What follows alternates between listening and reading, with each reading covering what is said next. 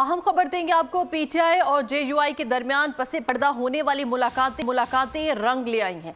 PTI और JUI की हुकूमत के खिलाफ तहरीक के लिए बुनियादी मामला जो है वो तय पा गए हैं। तफसीलात तय होना बाकी हैं। ज़रा के मुताबिक पीटीआई और जेयूआई के दरमियान 3 से 4 मुलाकातें खामोशी से पिछले कुछ अरसे में हो चुकी हैं, जबकि जेयूआई और पीटीआई ने खुफिया मुलाकातों में तय किया था कि बुनियादी असूल तय करने तक किसी मुलाकात को ओपन नहीं किया जाएगा, सबके सामने नहीं लाया जाएगा। पीटीआई और जेयूआई के दरमियान बुनियादी मामला तय होने पर ओपन मुलाकात का शेड्यूल दिया गया है। ज़रा के मुताबिक जेयूआई और पीटीआई के दरमियान अभी चंद मुलाकातें ऑन दी रिकॉर्ड होंगी। इसी बारे में एक बार फिर से तफसीलात जान लेते हैं। डिप्टी ब्यूरो चीफ अली शेर हमारे साथ इस वक्त मौजूद हैं। अली शेर, अहम मुलाकातें हो रही हैं पीटीआई और जेयूआई के दरमियान।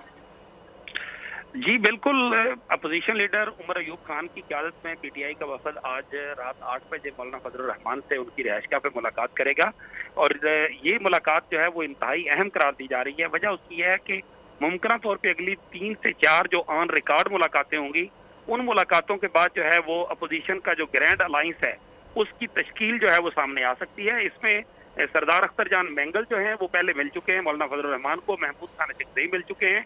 तो ये एक पूरी कोशिशें थी और इनके साथ इनका अच्छा लाइजान है मौलाना फजलुर रहमान के साथ, तो उस तरह से वो चीज़ें सामने आई। और ये भी हमें दोनों तरफ से बताया गया है कि 3 से 4 मुलाकातें पसे पर्दा जेयूआई और पीटीआई की हो चुकी हैं।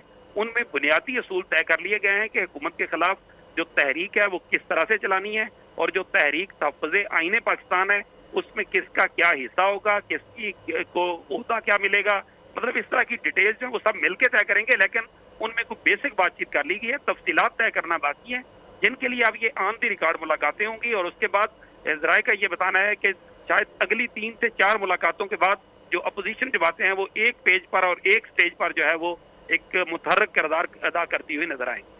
जी अच्छा अली शेर, ये जो प्रीवियस जो उनकी मुलाकातें हुई हैं वो पसे पर्दा रखी गई हैं, आखिर इसकी वजह क्या है? वो उसकी वजह यह है कि जब कोई भी सियासी लोग जो हैं उनको ज़ाहिर पता होता है कि वो अगर कोई चीज़ें पहले से ऑन द रिकॉर्ड आ जाती हैं, पता चलता है उन मुलाकातों का, तो जो लोग उन मुलाकातों में शरीक होते हैं तो उनसे मीडिया जो है वो राब्ता करता है, तो कोई ना कोई बात कहीं ना कहीं से लीक होती है और उसके नतीजे में कुछ चीज़ें जो है वो बेटर भी होती हैं, लेकिन ज़्यादा जो है वो जब तक नतीजे तक नहीं पहुँचा जाता तो उसमें जो मकसद के लिए वो मुलाकातें हो रही होती हैं वो डिस्टर्ब हो जाती हैं, उसमें गलत फहमियाँ पैदा हो जाती हैं। तो उन गलत फहमियों से बचने के लिए जो कुछ उनके दरमियान एक तरह से खींचातानी चल रही होती है कि आप ये कर लें मैं ये कर लूँ, ये जमातों के दरमियान जिस तरह की चीज़ें होती हैं उनको इस वजह से खुफिया रखा जाता है ताकि वो किसी रिजल्ट पर आने से पहले वो मुलाकातें जो है वो बेसूद ना हो जाएं और उसमें कोई नया इख्तलाफी पहलू जो है वो ना निकल आए।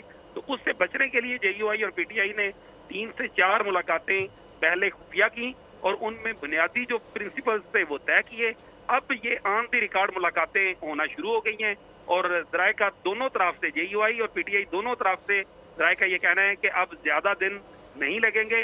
मुमकिन है कि शायद कोई 1-2 हफ्तों तक या 3 हफ्तों के तक जो है इनके दरमियान कुछ चीजें जो हैं वो मैच्योर शक्ल में सामने आ जाएंगी और ग्रैंड अपोजिशन अलायंस जो है वो सामने आएगा, जिसका एक ही नुक्ता होगा कि आईने पाकिस्तान के मुताबिक जो है तमाम इदारे काम करें और आईने पाकिस्तान की रोशनी में ही ये इत्तेहाद आगे बढ़े।